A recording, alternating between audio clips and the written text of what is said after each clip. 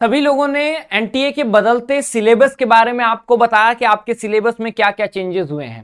सभी लोगों ने आपको बताया कि आपका एग्जाम सीबीटी मोड पे होगा, पर क्या किसी ने आपको बताया कि अगर सीबीटी मोड में होगा तो ये सीबीटी मोड 2022 और 23 में भी तो हुआ था। अगर 2022 और 23 में हुआ था तो किस चैप्टर से कितने नंबर के क्वेश्चन पूछे गए थे, पीवाईक्यू एनालिसिस क्या रहा, ट्रेंड एनालिसिस क्या रहा, टाइप्स ऑफ क्वेश्चन किस तरह के प्रश्न पूछे गए और उससे बच्चे अपनी स्ट्रैटेजी किस तरह से बनाएं, क्या किसी ने आपको बताया? और इस वीडियो में मैं वही आपको बताऊंगा। इस वीडियो में बेसिकली मैं आपको पॉलिटिकल साइंस के 2022, 23 और 24 के पीवाईक्यू एनालिसिस, ट्रेंड एनालिसिस को बताऊंगा। बेसिकली किस चैप्टर से कितने क्वेश्चन आए, किस बिग बुक से कितने क्वेश्चन आए, किस तरह के क्वेश्चन आए, इजी कितने आते हैं, हार्ड कितने आते हैं, ए टू जेड बताऊंगा। बस आपका काम क्या है, क्या इसके बाद मैं किस सब्जेक्ट का बताऊं वो आप बता दीजिए। आप बताइए कि क्या मैं हिस्ट्री बताऊं या फिर मैं इकोनॉमिक्स बताऊं। जिसकी वोटिंग सबसे ज्यादा रहेगी कमेंट सेक्शन में, मैं उसका बताऊंगा। नमस्कार, स्वागत है आपका हमारे इस ऑनलाइन लर्निंग प्लेटफॉर्म बेसिक शिक्षा पे और मैं अमित तिवारी आप सभी लोगों का स्वागत करता हूं। बेसिकली मैं आप लोगों को पॉलिटिकल साइंस और इकोनॉमिक्स पढ़ाता हूं, तो आपको पता ही होगा कि उसकी ट्रेंड एनालिसिस मैं कितने अच्छे तरीके से कर करके लेकर के आ रहा हूं। तो सबसे पहले बात करते हैं पॉलिटिकल साइंस के ट्रेंड एनालिसिस की। अगला चैप्टर क्या होगा वो आप बताएंगे।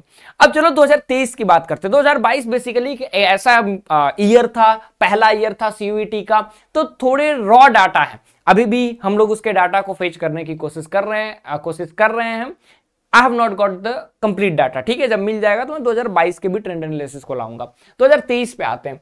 23 के अगर ट्रेंड एनालिसिस की बात करें तो 22 मई, 23 मई, 25 मई अलग अलग शिफ्ट में, 28 मई, 30 मई, 30 मई, 31 मई, 2 जून, फिर 8 जून, 10 जून, अलग अलग डेट्स पे आपके अलग अलग शिफ्ट में एग्जामिनेशन हुए थे। अब देखो 3 चैप्टर्स डिलीट हुए हैं, कोल्ड वॉर और यूएस हेजेमनी और राइज ऑफ पॉपुलर मूवमेंट। कहता है कोल्ड वॉर से 22 मई को 2 क्वेश्चन, 1 क्वेश्चन 23 मई को, 3 क्वेश्चन जो है 25 को, फिर 2 question, 4 question, 3 question, 2 question, 5 question, 4 question. अब कहीं कहीं तुम देखोगे यहां पे ट्रेंड एनालिसिस में एक चीज देखो, ठीक है, जो डिलीटेड है पहले मैं उसका बता देता हूं, ठीक। फिर US hegemony 1 question, 1 question, 1 question, 2 question, फिर 2 2 2 2 3 क्वेश्चन। एक पैटर्न समझो, क्या किसी भी चैप्टर से एक फिक्स्ड है, किससे 2 2 2 2 आ रहा है? इस बार भी फिक्स्ड नहीं रहेगा।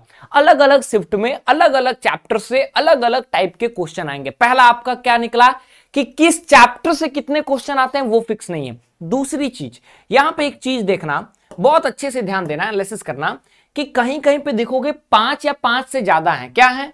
5 या फिर 5 से ज्यादा है। कहां कहां पे है? यहां पे सबसे पहले देखो 5 है, यहां पे देखो एंड ऑफ बाइपोलैरिटी जो कि तुम्हारे सिलेबस, अच्छा जो तुम्हारे सिलेबस में एंड ऑफ बाइपोलैरिटी में 5 है, एक 4 है, ठीक है। अल्टरनेट सेंटर ऑफ पावर में 5 है, ठीक है। कंटेम्पररी साउथ एशिया में 5 है, ठीक है। अब उसके बाद देखो आगे देखो तो इंटरनेशनल ऑर्गेनाइजेशन में 5 है, ठीक है। अब उसके बाद देखो security in the contemporary world में 1 में 9 है, 1 में 5 है, ठीक है। इन्वायरमेंट नेचुरल रिसोर्सेज में 1 में 6 है, 1 में 5 है, ठीक है। ग्लोबलाइजेशन में वाले में देखो 1 में 5 है, बस।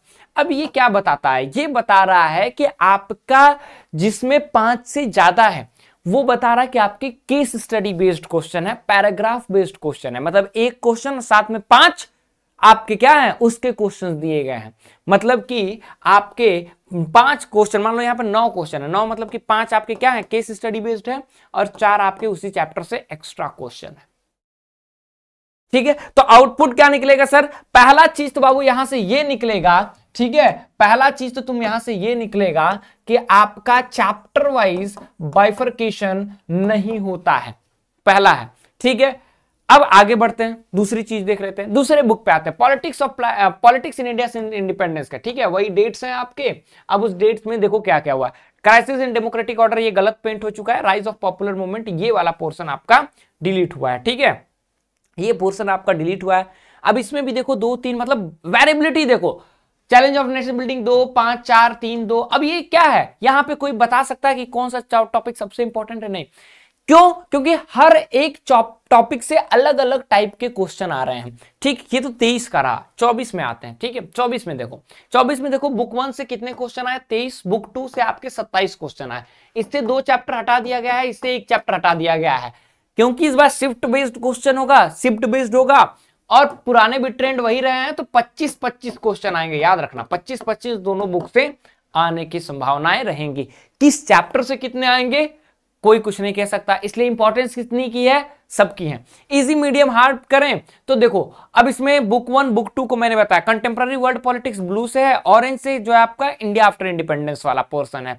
ठीक है, तो कितने क्वेश्चंस आए हैं? ठीक है, फिर इजी क्वेश्चन की नंबर ऑफ क्वेश्चंस किसमें ज्यादा है? तो बुक 2 में ज्यादा थे, तो ग्राफ में ज्यादा दिख रहा है। इजी किससे बुक 2 में ज्यादा थे, मीडियम बुक 1 में ज्यादा थे, हार्ड बुक 2 में ज्यादा थे। तो इस तरह से क्या है, आपके डाटा को रिप्रेजेंट किया जा रहा है। 2024 की बात करें तो हर 2024 में देखो, इजी 2 1 क्वेश्चन रहे, इजी मीडियम हार्ड में देखो तो 2 1 3 क्वेश्चन। नंबर ऑफ क्वेश्चन कितने रहे? 2 2 3 7 1 1, मतलब हर एक चैप्टर से टच किया गया है। बस यूएस हेजेमनी से आपके एक भी क्वेश्चंस नहीं आए थे। तो इससे सर आउटपुट क्या निकालेंगे? आउटपुट ये निकालेंगे कि किस चैप्टर से कितने क्वेश्चन आएंगे ये तुमको पता नहीं चलेगा, लेकिन हाँ आपको ये पता चलेगा कि किस टाइप के क्वेश्चन आएंगे। तो टाइप्स ऑफ क्वेश्चंस क्या आते हैं आपको पता, मैं बता दूं तो एक तो आपके केस स्टडी बेस्ड क्वेश्चन आ गए, केस स्टडी बेस्ड आ गए। ठीक है, दूसरा आपका आता है असर्शन रीजनिंग के।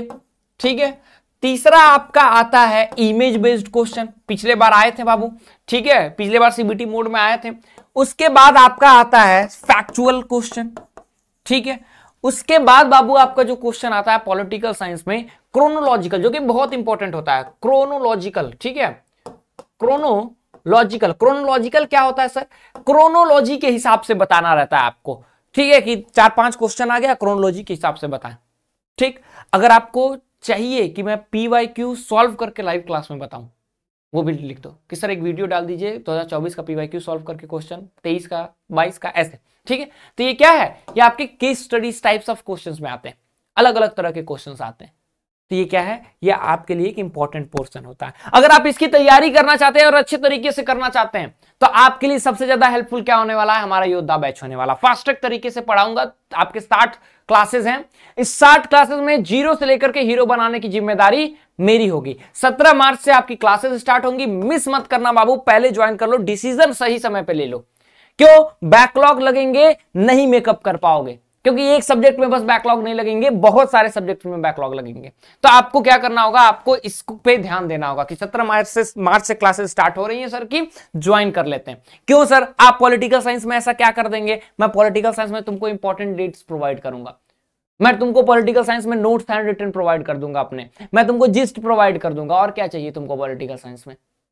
ये सारी चीजें क्या है? ये आपको हमारे यहां पे बस मिलेंगी। तो आप अगर चाहते हैं तो आप अलग अलग आप देख सकते हैं, मोस्ट अफोर्डेबल प्राइस पे साथ मिल रही हैं। साथ में आपको live classes, class PDF notes, PYQs वगैरह सारी चीजें, प्रैक्टिस सेट मिलेंगी। बाकी आपको कोई भी दिक्कत परेशानी हो रहा है तो आप जो है हमारे हेल्पलाइन नंबर पे बात कर सकते हैं। ठीक है, कोई भी दिक्कत हो रही है तो आप हमारे हेल्पलाइन नंबर पे बात कर सकते हैं और अपनी क्वेरी को सॉल्व कर सकते हैं। स्क्रीन पे भी जो आपको नंबर दिख रहा है आप बात कर सकते हैं। ठीक है, बाकी एनी प्रॉब्लम कमेंट सेक्शन में बता दीजिए। ठीक, उम्मीद करता हूं ये वीडियो आपको अच्छा लगा तो उस लाइक बटन को प्रेस कर लीजिए। मिलते हैं अगले वीडियो में, till then thank you so much.